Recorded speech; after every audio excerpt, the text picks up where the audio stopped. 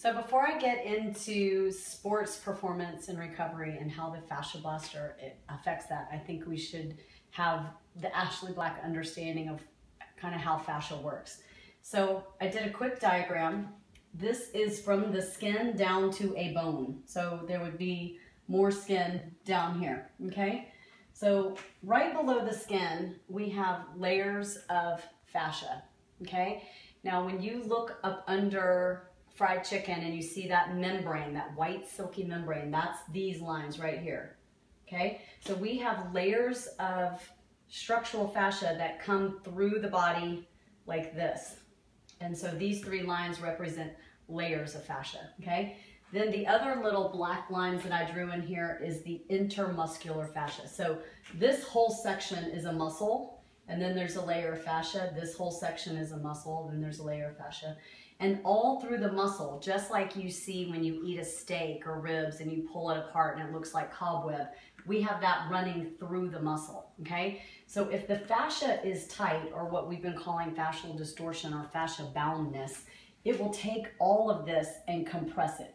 So a lot of you have reached out and you said, oh, I feel like I'm inside of a space bag, or I've got compartment syndrome, or like I can't even pinch my skin. We've done the pinch test. So if all of this stuff is compressing inward, then you're not having full access to the most important thing, which is these red lines.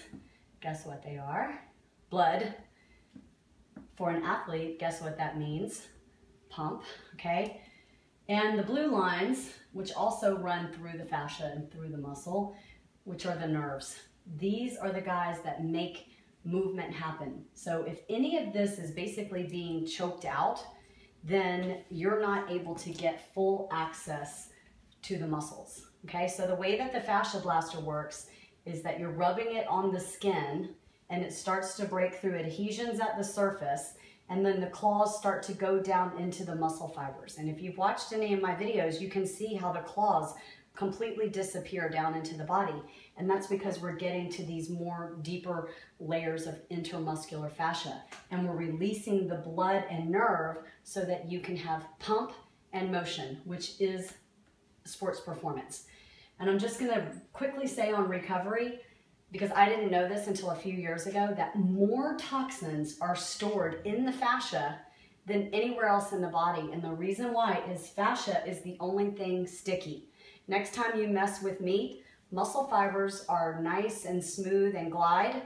Fascia is sticky, okay? So if it's sticking toxic lactic acid into the body, by opening the fascia, everything will move out and you'll have a much quicker recovery. So it's good for pre-game and post-game.